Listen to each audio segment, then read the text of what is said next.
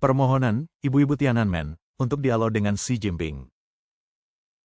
Pada malam tanggal 4 Juni Ibu-Ibu Tiananmen, sekelompok keluarga para korban, merilis film pendek di luar China dan membacakan surat terbuka yang memohon sekali lagi untuk berdialog dengan pemerintah China.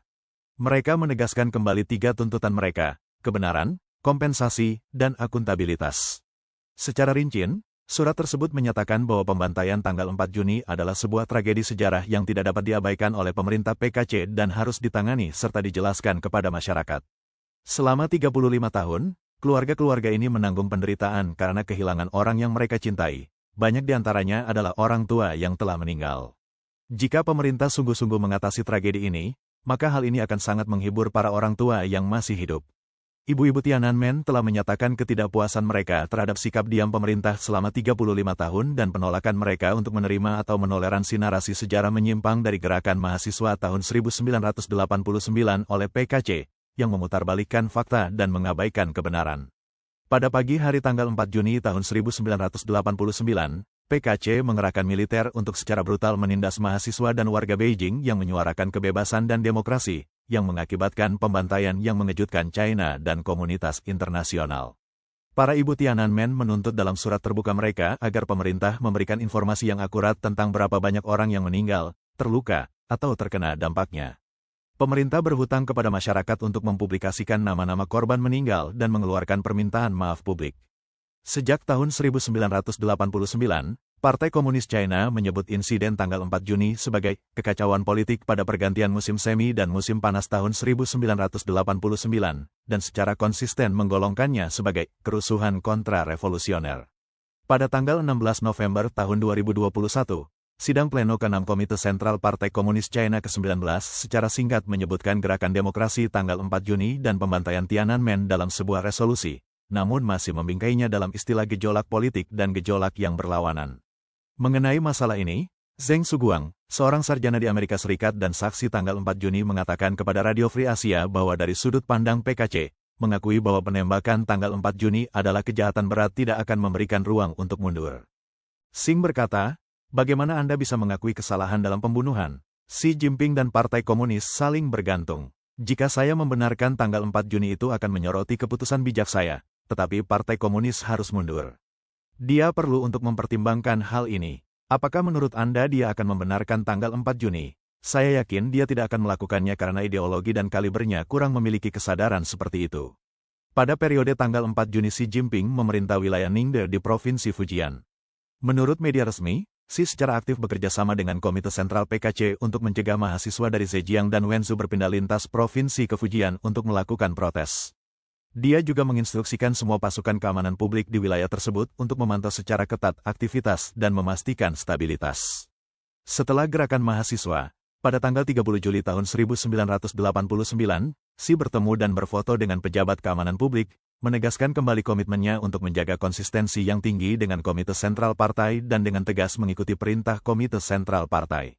Berbeda dengan Xi Jinping, yang menjadi sekretaris Partai Kota Fuzhou pada tahun berikutnya, beberapa pejabat PKC yang menentang penindasan gerakan mahasiswa dipecat atau dikesampingkan.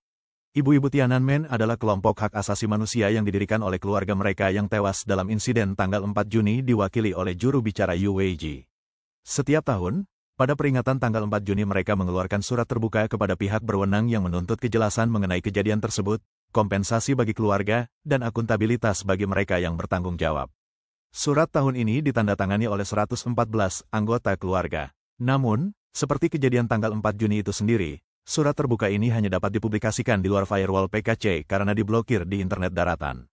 Zhang Xianling, seorang ibu-ibu Tiananmen, menulis pada peringatan 15 tahun tanggal 4 Juni tentang bagaimana dia menceritakan ratusan kali kematian putranya Wang Nan dalam insiden tersebut, dengan mengatakan, air mata saya telah mengering, tetapi saya sangat merasakannya. Penderitaan saya bukan hanya penderitaan pribadi atau terbatas pada keluarga saya saja, namun penderitaan seluruh bangsa kita.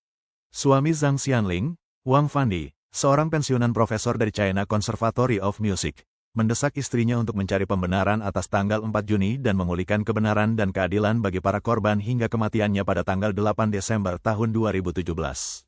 Pada tanggal 31 Mei tahun ini, komentator Du Ying menulis di Up Media, sebuah media Taiwan, bahwa selama para pemimpin menjunjung kediktatoran satu partai PKC, mereka tidak akan pernah bisa sepenuhnya memperbaiki peristiwa tanggal 4 Juni. Yang dimaksud dengan ganti rugi hanyalah sekedar memperbaiki kesalahan partai, namun kejahatan partai tidak dapat dihapuskan. Sejarah telah menunjukkan bahwa sifat PKC pada dasarnya jahat dan tidak mampu mengoreksi diri sendiri. Kejahatan-kejahatannya begitu mengerikan sehingga pasti akan menyebabkan kehancurannya.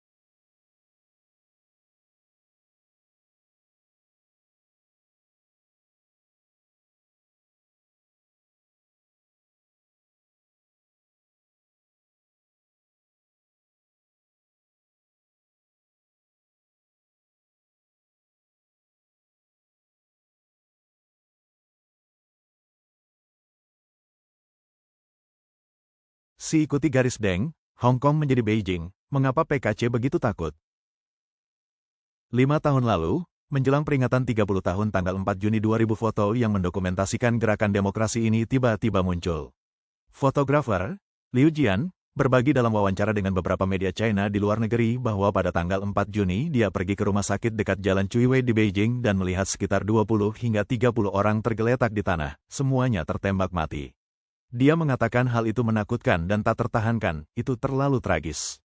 Saat itu, ia masih anak-anak, naif secara politik, dan hanya ingin mendokumentasikan gerakan tersebut melalui kacamatanya. Awalnya ia memilih untuk melupakan, namun suatu hari di penghujung tahun 2018, ia menyebut tanggal 4 Juni tahun 1989 kepada putrinya. Dia terkejut dan bertanya, apa itu tanggal 4 Juni tahun 1989? Hal ini membuatnya sadar bahwa bagian sejarah ini telah dihapus seluruhnya dari pendidikan China. Dia merasa orang-orang harus mengetahui sejarah sebenarnya, jadi dia memutuskan untuk merilis foto-foto tersebut. Sun, mantan mahasiswa dan saksi tanggal 4 Juni yang sekarang tinggal di Seattle, AS, mengatakan kepada Hope Radio, menjaga kenangan ini tetap hidup berarti melestarikan sejarah sebenarnya dari rakyat China.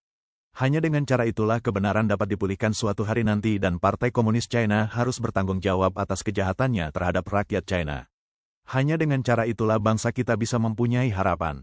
Saksi lain pada tanggal 4 Juni penulis Majian, yang sekarang tinggal di Inggris, mengatakan, 35 tahun telah berlalu, namun keyakinan kami tetap tidak berubah.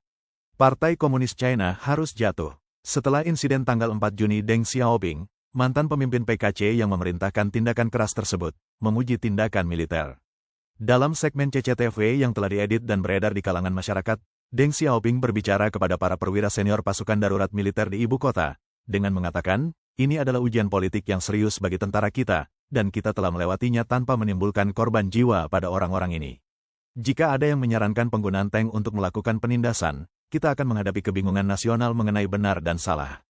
Oleh karena itu, saya ingin berterima kasih kepada para komandan dan pejuang PLA atas sikap bertanggung jawab mereka. Netizen menuding kata-katanya penuh dengan pertumpahan darah.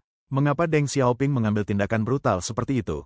Deng Xiaoping sering dikenang sebagai arsitek utama reformasi dan keterbukaan China, sebuah kebijakan yang terkait dengan pencerahan dan kemajuan. Jadi mengapa seorang pemimpin yang tercerahkan bertindak begitu brutal?